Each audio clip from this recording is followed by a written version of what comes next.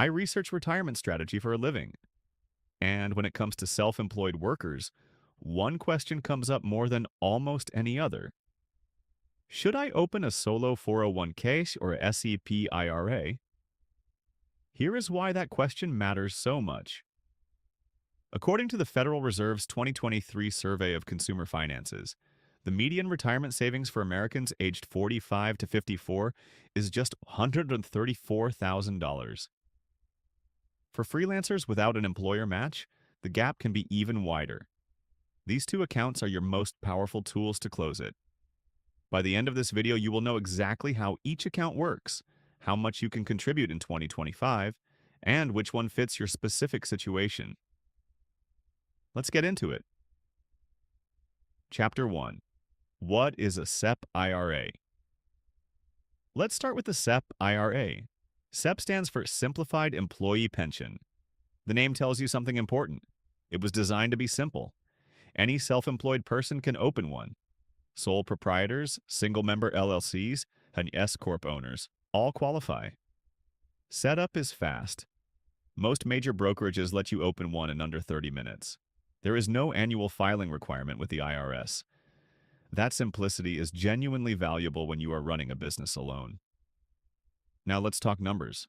According to the IRS, the 2025 SEP IRA contribution limit is the lesser of 25% of net self-employment income, or $70,000.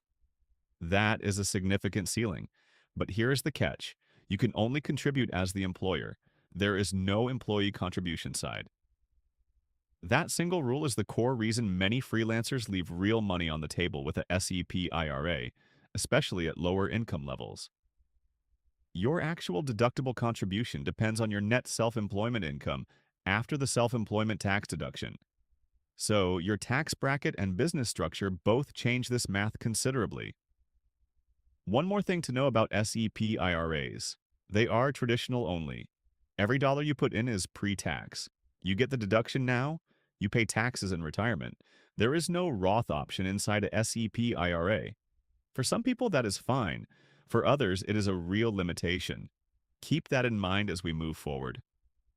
Chapter 2. What is a solo 401k? Now let's look at the solo 401k. You may also hear it called a one-participant 401k or an individual 401k. The IRS uses all three names. This account was built specifically for self-employed individuals with no full-time employees other than a spouse. That single qualifier matters. If you hire W-2 employees, this account is no longer available to you. The solo 401k works exactly like a corporate 401k, but you play two roles. You are the employee and the employer at the same time. That dual role structure is what makes this account so powerful. According to the IRS, the total 2025 contribution limit for a solo 401k is also $70,000. But the way you get there is fundamentally different from a SEP IRA. You can contribute up to $23,500 as the employee. That is the standard 401k employee deferral limit for 2025. Then you can contribute an additional amount as the employer, up to 25% of your net self-employment compensation. Those two buckets stack together up to the $70,000 cap. If you are 50 or older, the IRS allows a catch-up contribution of an additional $7,500. That brings your potential total to $77,500 for 2025. Your actual numbers will depend on your net income and filing status, so run this with your CPA before assuming the maximum applies to you. Chapter 3. The Contribution Comparison. Where the real difference lives. This is the chapter that changes how most freelancers think about this decision. Let's compare both accounts at the same income level. Say you earn $60,000 in net self-employment income in 2025. With a SEP IRA, your maximum contribution is roughly 20% of net self-employment income after adjustments. Not exactly 25% because of how the IRS calculates the self-employment deduction. At $60,000, that works out to approximately $11,720. With a solo 401k, you could contribute that same $11,720 as the employer portion, plus up to $23,500 as the employee deferral. Your total potential contribution jumps to roughly $34,920. That is more than 3 times the SEP IRA amount at the same income. The difference is dramatic at moderate income levels. The accounts converge only when your income is high enough that the SEP IRA's 20% calculation approaches the $70,000 ceiling on its own.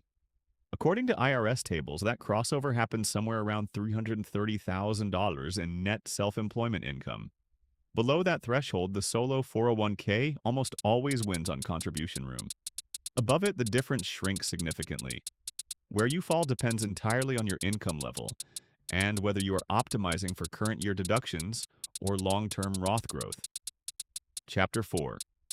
Roth option, loans, and extra features. Contribution limits are not the whole story. Let's talk about the features that separate these accounts in everyday use. The solo 401k has a significant edge here. Many solo 401k providers offer a Roth contribution option. That means you can split your employee deferral between pre-tax and after-tax dollars. If you expect your tax rate to be higher in retirement than it is today, the Roth side of a solo 401k is extremely valuable. As we already covered, the SEP IRA has no Roth option at all. This difference matters most if you are in a lower tax bracket now, or if you are early in your freelance career with room for income to grow. Tax bracket projections are personal. This is where a CPA earns their fee. The solo 401k also allows loans. According to IRS rules, you can borrow up to 50% of your vested balance or $50,000, whichever is less. A SEP IRA does not allow loans. For freelancers with irregular income, having access to your own retirement funds in an emergency, without a 10% early withdrawal penalty, is a real financial safety net. Neither account penalizes you for this feature alone, but the solo 401k gives you more flexibility. The one trade-off is administrative complexity. A solo 401k requires an IRS Form 5500 EZ filing once your account balance exceeds $250,000. A SEP IRA requires no annual filing at all. If simplicity is your top priority, the SEP IRA still has an edge there. Chapter 5.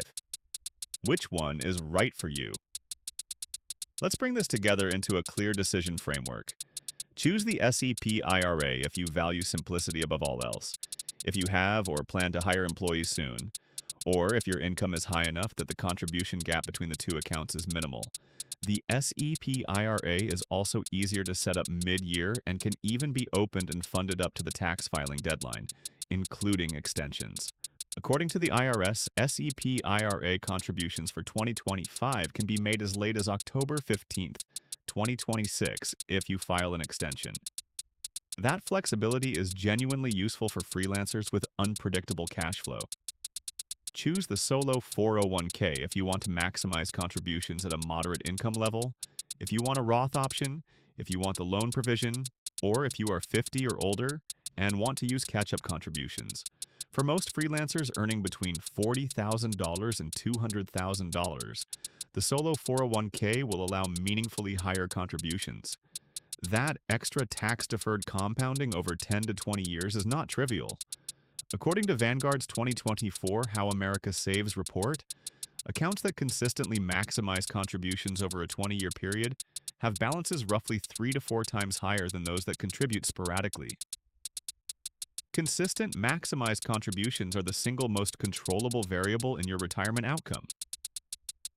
The solo 401k gives more freelancers the room to do that. If you have a spouse who does contract work with you, both of you may be able to contribute to a solo 401k, potentially doubling the household benefit. That is a planning detail worth exploring with a financial advisor based on your specific household setup. Mike says, disclaimer. This video is for educational purposes only and is not tax or financial advice. Consult a qualified CPA or financial advisor for advice specific to your situation. CTA. If this breakdown helped you think more clearly about your retirement options, hit subscribe. Every week on this channel, we build the financial playbook that your employer would have given you, but tailored for the solo worker. Next up, we are covering how to calculate your quarterly estimated taxes as a freelancer so you never get hit with the surprise IRS penalty again. That video is linked right here. If you are ready to open a solo 401k today, I have linked a brokerage below that I personally use and recommend. This video may contain affiliate links. I only recommend tools I use personally. Thanks for watching. Now go make a move.